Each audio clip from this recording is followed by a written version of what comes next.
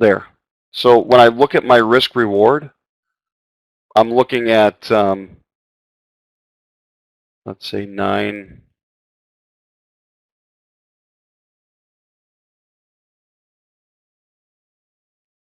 What is that? 14 at least.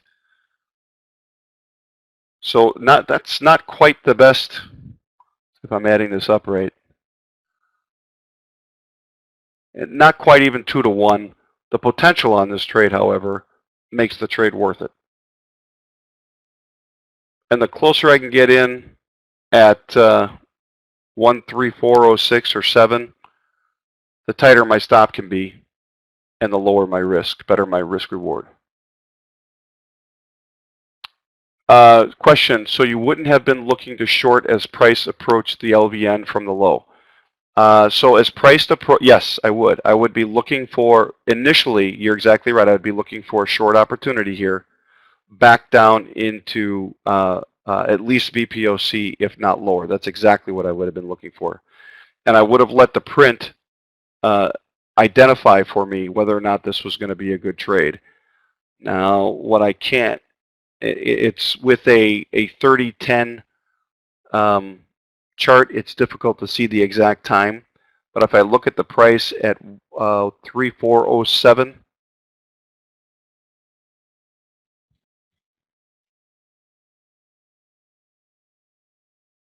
right there, what I can do is look here, and there was, look at the print. Let me make this a little bit bigger. Right in front of the print, right in front of that low volume area, there was buying cluster and momentum dots. There was nothing, even on the other side of the print, that said, get into that trade. I mean, I can't see how it developed. I can see some strength at the bid right here, but it's right as this was developing, and there's nothing in the print that says get into that trade short. So remember, I identify the area, and then once price approaches that area, I use the print to help me identify whether or not I want to get into that trade, and get into the trade and then manage that trade. Because the print with the OFA order flow chart is ultimate truth.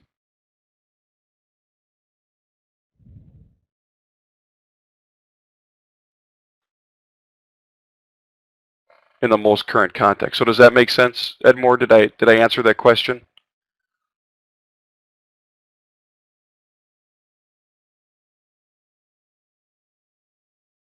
Okay, thank you. Yep, you're very welcome. Another question about 1950 weekly VPOC, very tough level to break. Thoughts? Yeah, that's exactly where Wayne was going to with that 15 level. If that finally gets broken, potential significant snap to the upside, without question. Without question.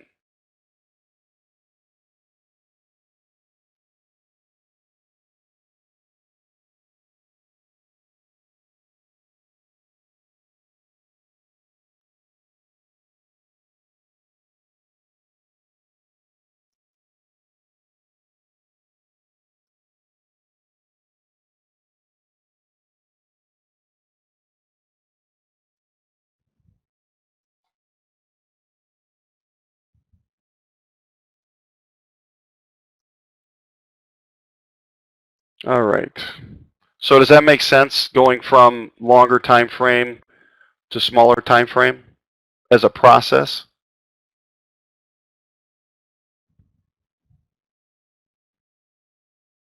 Okay. Because again, when I hit that button, that's the moment of truth on my trade. The only thing going to take my trade to a win or a loss, again, is everything that comes in after that moment.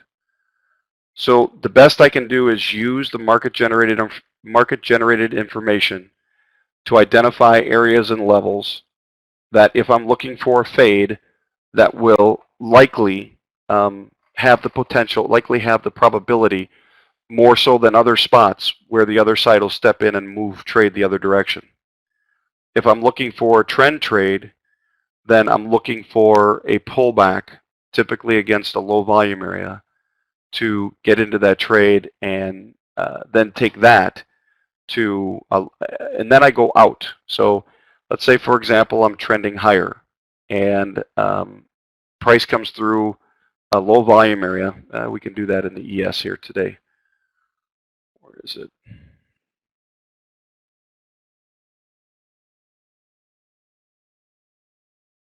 Price comes through the low volume area, and that was a of 07 and a quarter, 07.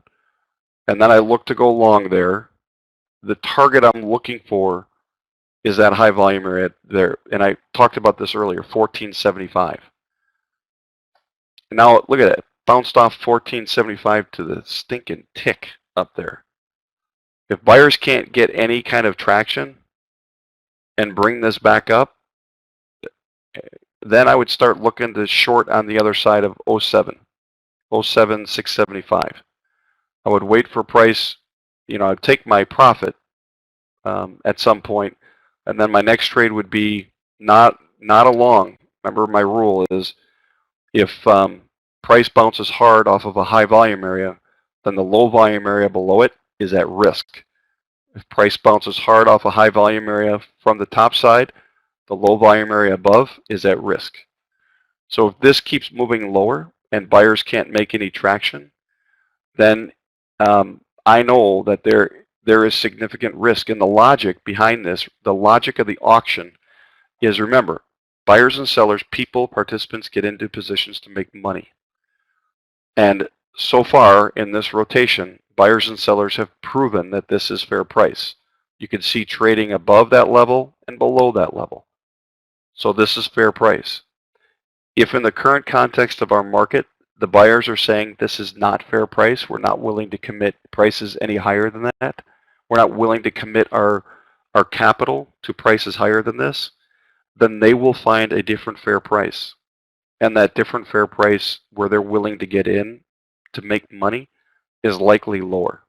And it's likely not going to be, it may still be this 07 area, but it makes this level at more risk because now sellers are getting some momentum, if you will. They're having conviction, they're having success at moving price. It's likely that they're going to move price down through this level again, in which I would look to short on a retest.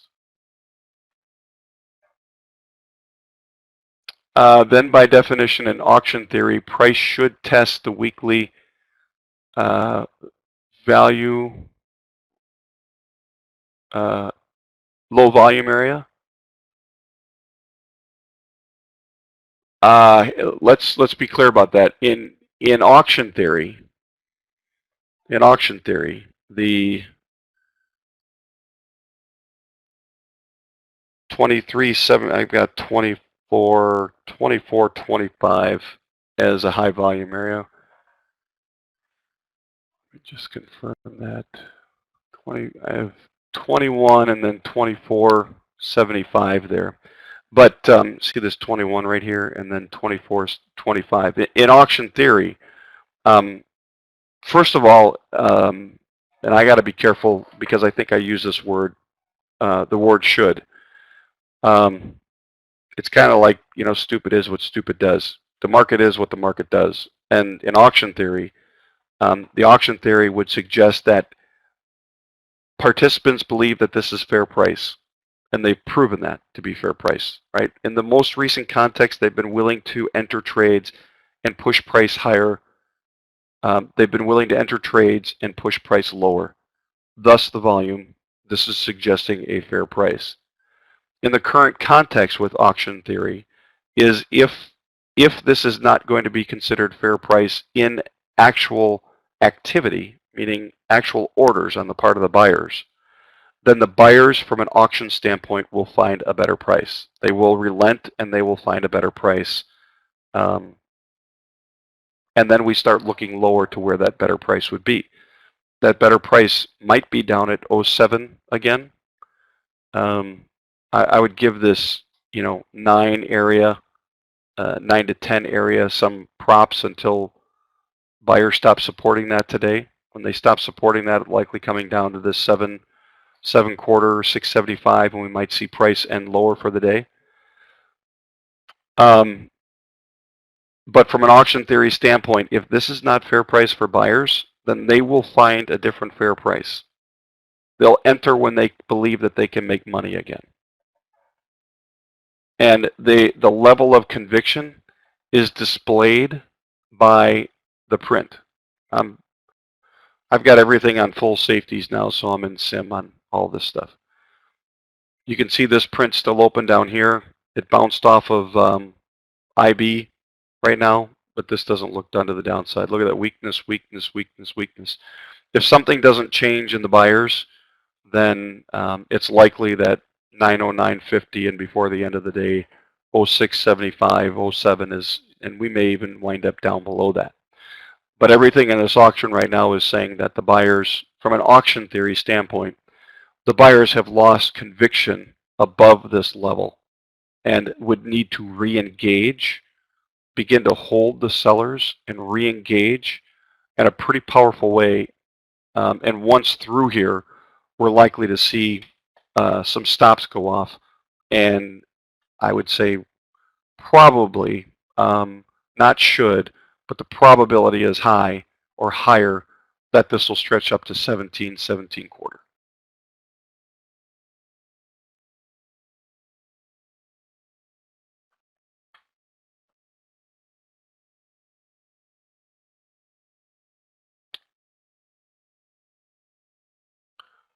So, value area high for the weekly. Yeah, if I look at the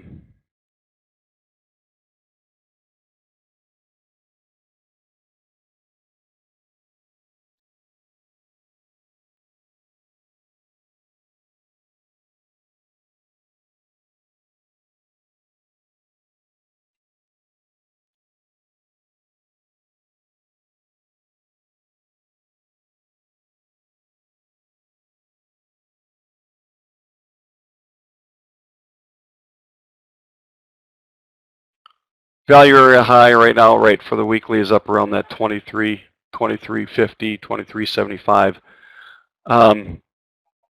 And just because that's the value area high for the week, we've tested that once and that failed. So we did have one test of value area high, the weekly value area high. There's nothing in auction theory that would suggest that it's going to test up there again. So these, from an auction theory standpoint, it's at these points, the low volume, what price does around these low volume areas and high volume areas, start to tell you what the higher probability is of where price is going to go. So at a low volume area, remember the principles is I'm looking for price to either slingshot through with support from buyers and sellers, or I'm looking for price to bounce off hard. Depending what price does at that level, either bounces or slingshots through, at that point, from an auction standpoint, my next level of, okay, more probability that it's going to do this starts to take shape. And as it bounces off of a low volume area, the probability is it's coming back to the most current high volume area. If it comes through, then it's most likely going to go to the next high volume area, which is why I like to take the retests when it comes through. And my target is that high volume area. And let's say it gets up to that high volume area. Let's say it comes through 1725 as an example. I'm going to try to make this bigger. I want you to know that I put my bars, my candles very light on purpose. So I'm focusing more on the profile than I am on these bars. It's a 30-15 chart. I'm not really using it to trade. But let's say price comes through 17. And at the time it comes through 17, I can see a spike of volume on the 1 minute chart. I can see momentum dots in my order flow chart. I can see volume cluster supporting all the buying as it comes through there. I'm looking for a long as price comes back down to test this level, especially if the intraday volume profile suggests a long right here. If the intraday volume profile suggests a long here, then I'm looking for this price. Now back up to 23.75, 24.50, right there. This might be my first scale at 21.75. Looking for a price to come at least there, if not here, and then potentially beyond up to this 30.31 level.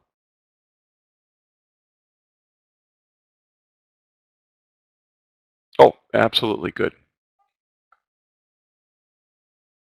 I use a 30.15 chart for the ES, 30.10 chart for 60. The reason I use the 30.10 chart for the ES is, and I could do that with oil as well. I could use the 30.15. However, I see a lot more swings within the day on. Oh, sorry. Your question is, what do I use for CL? For CL, I am using. Where is my CL chart? Sorry, I missed the question. Sometimes my eyes play tricks on me. CL, I'm using 30.10.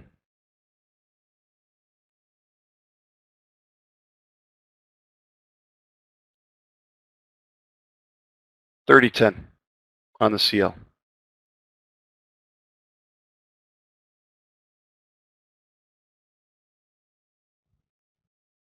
Good question.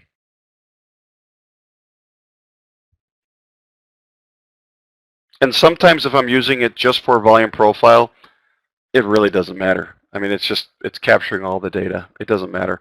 The time that the probe and rotation matters in terms of actual trading is when you're actually using it for an entry and trade management, and you're using it in context with the order flow. The probe and rotation, and actually if you're using the probe and rotation with a, and this is my experience, with a structure chart, when you're using the chart to actually enter and manage a trade, then your probe and rotation settings matter significantly, whether you're using a structure chart or an order flow chart. When you're using a structure chart for determining a volume profile, then they don't matter as much because all you're trying to do is just collect the volume over a certain time.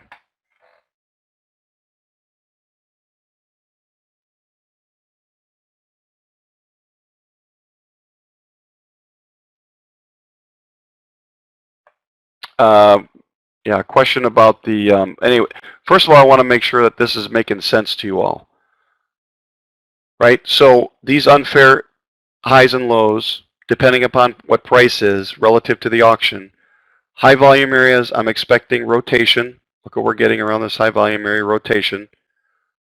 When the market comes to that level and doesn't do what the market normally does, which is rotate around these areas because it's fair price, buyers should be hanging in there and believing that this is fair price and be willing to put their capital forward to move price through here. When that isn't happening, that speaks volumes to what's going on in the auction. Now again, I'd still give today's buyers down through this 09.75 level, and if they kind of come through here, then good night, Gracie. We may see more lows for the day.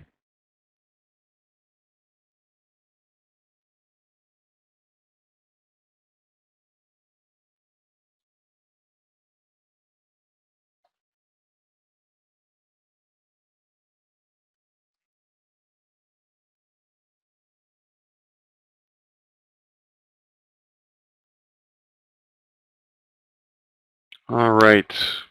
What am I looking at here?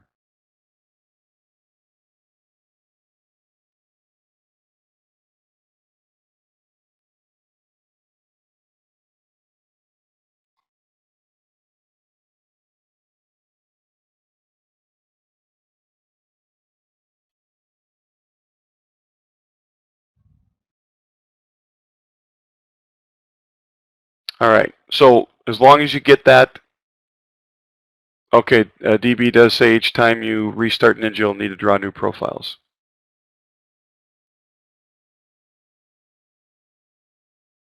Okay, we can go through the homework here in a couple of minutes. So does that make sense, what I'm talking about? And how I go about, the homework is pretty much the same all of the time. Let me see something.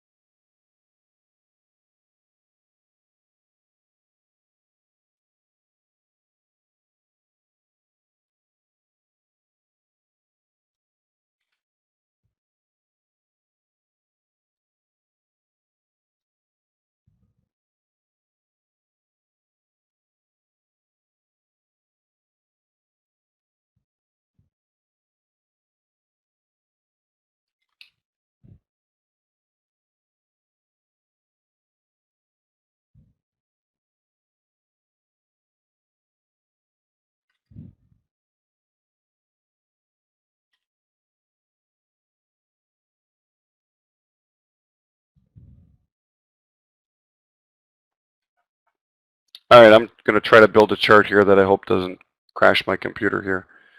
But it's going to take a little while to build to move on to the next thing. So that was ES. Here 6E. You can see that trade's actually working pretty well. Again, what we're looking for as it comes down to is this setup. We're looking for weakness at the bid, strength at the offer. We had that. There's our long. And you know, this doesn't look finished to the upside. This doesn't look either.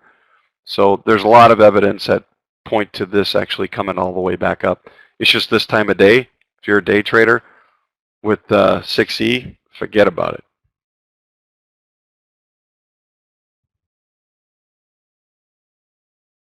Okay? So same thing with the 6E. I mean, and this is why I said before, once you kind of understand volume profile and the elements and the attributes, you can use them in many different instruments. It's just a matter of understanding specific nuances, like with oil, and understanding that there's a nuance in oil. It's very retracement extension based, and I start to look for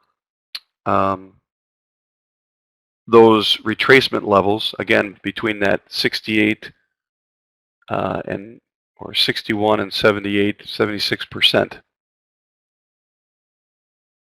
And if they line up with the low volume area, even better.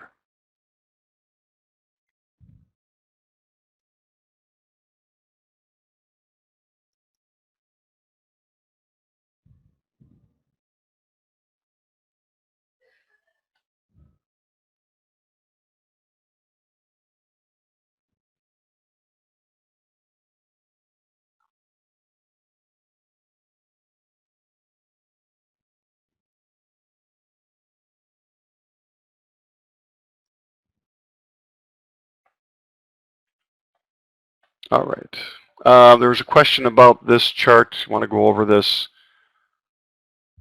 Bring it over. The market profile analysis. And market profile isn't, it's just the market. You can call it the instrument analysis. And these levels, you want to go through the first tab. How we might, let's see, have a little trouble identifying how some of the information would be used in practice. Okay, that's a good, fair question. Couple of different ways. If I'm taking a high-level look at these instruments, open, you know, at this instrument across the different days, what I want to see in the week is what's happening at the open, what's happening at the close. Is it closing around the same place? Is it opening around the same place? Where's the VPOC? Is that getting higher or lower? Again, the only other piece of information I would recommend as a good guiding piece of data is overall daily volume. So how we'd use the rest of this is part of this is now looking down here, the point range. I'm looking at it's August, and on Wednesday we've got 18 and a quarter points. Yesterday, 26 points. So we're getting a lot of range on the ES into August, which is unusual. It's great, but it's unusual. So that tells me we've got a little bit more volatility in the market. And by looking at where things open, is it opening outside of range? Yep. It's not only moving far, but it's doing so as it opens up out of range. So it's telling me, again, confirming we're getting big swings in the market, which tells me we're getting a little bit more volatility, which also says that I just need to watch my levels as price approaches them, and also know that as my levels hold, my targets are more likely going to get hit. So as I look at this information on a daily basis, I want to understand, outside high. Price opened up outside. It opened up outside of the previous range to the upside. And when I look at where things settled at the end of the day, VPOC was low, and it closed inside low. So it closed inside of value on the low end of value. So that instinctively tells me from a conviction standpoint that buyers, at least in this current context, really don't have much strength. At least they're not willing to show much conviction. So we opened up, we had an opportunity outside the previous day's range, and we wound up closing inside of value, but at the low end. This day just shouted a lot of weakness to the downside. So I start using these numbers, especially like closing swing high, closing swing low. These numbers get plugged directly into my my charts for the next day. And with the opening swing, I'm not really using previous day's opening swing, but what I'm looking for in the open swing is, with this type of open outside of value, am I typically now seeing a lot of activity at the open, 3, 4, 5 point open swings? Or is it pretty average, 2.5, 3 point opening swing? And that's what we're getting.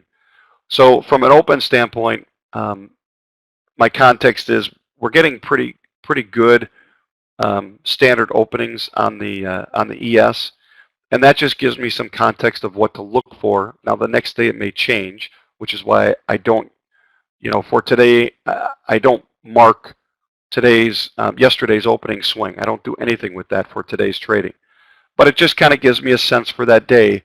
Was there a significant amount of conviction? Was there a significant amount of conviction early on to the upside? And did it close high? Did it close lower? That just kind of gives me sentiment for the day.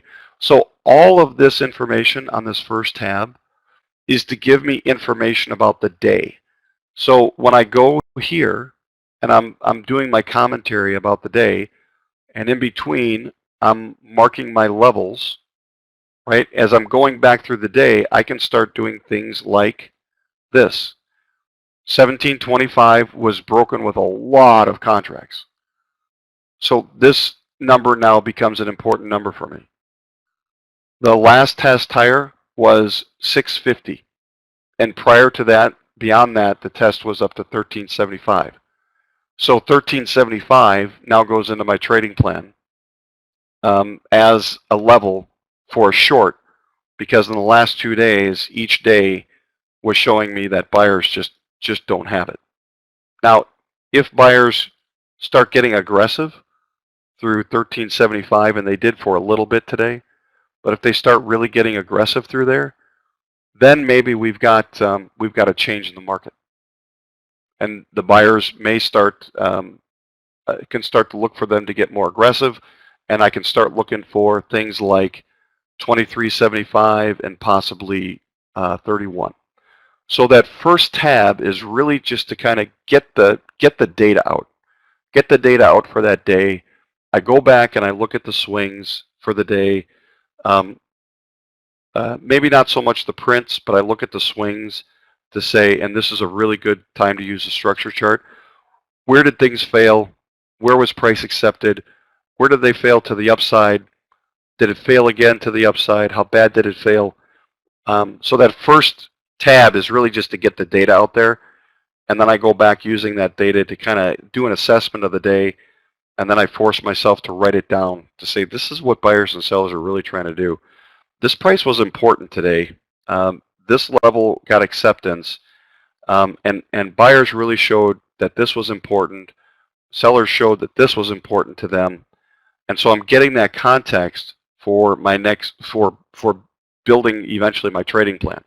So when I take that daily context and then I build the, where are my high volume, low volume levels in the day and over time, now I've got something that says where I have these low volume areas lining up today in a longer term, say low volume area.